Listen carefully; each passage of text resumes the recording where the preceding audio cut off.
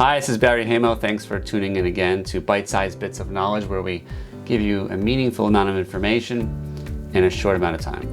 Today, we're jumping into the world of Homestead. Homestead in Florida is a very fickle creature. It is the monkey wrench in the toolbox that many practitioners fumble with themselves.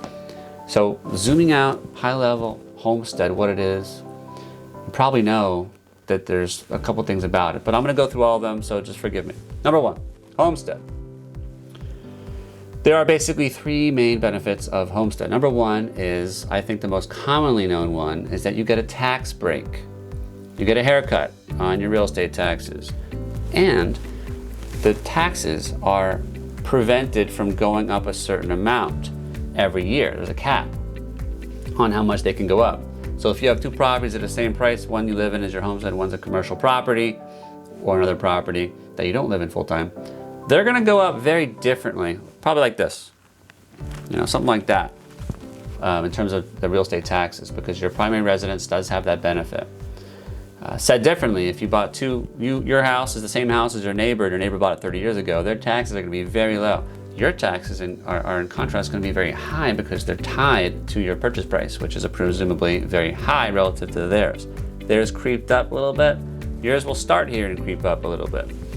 So that's number one. Number two, there is the asset protection feature, which I think is very commonly known, and that is that you can basically guarantee that nobody's going to take your house away from you in the way of a creditor, except for, of course, a few exceptions. Well, one exception would be don't pay your taxes. That's a big problem. Pay your taxes. The second exception would be what we call a construction lien. It used to be called a mechanics lien. Now it's called a construction lien.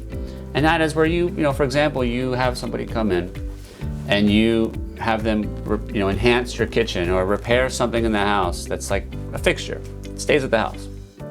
You cannot just tell these people to go take a hike because you have the homestead protection. They will be able to get a lien on the home, and they'll be able to get paid. And that's a very complicated area of the law, which you should definitely find a person who does construction law whenever dealing with construction-related issues. The third thing about Homestead that you gotta know, and it really relates to estate planning tremendously, is the inheritance rules. They are very interesting. The inheritance rules when it comes to Homestead are basically this. Very loosely, generally speaking, you cannot, devise your house to anybody but your spouse and minor kids, whether you like it or not. Your spouse, you can kind of override that with a prenup or postnup, but your kids, you can't. The minor kids are gonna get the house, okay? If you deviate from those rules, other default rules kick in and go to the spouse and kids, depending on their situation, to some degree that I guarantee you did not expect. And I guarantee you they did not expect. So you really got to be careful when you're talking about Homestead. It really introduces itself when you have like one spouse that owns the house and the other spouse does not own the house, but they're still married to you. And if, of course, there's minor kids. It's a very confusing thing how it ends up unfolding. So you really got to be mindful of that when you're doing your planning. So again, Homestead, you got your taxes, your asset protection, and your inheritance issues, which are very commonly misunderstood. So, be very mindful when you're engaging in estate planning. Hope you have found this helpful. Thank you for stopping by. Stay tuned for more.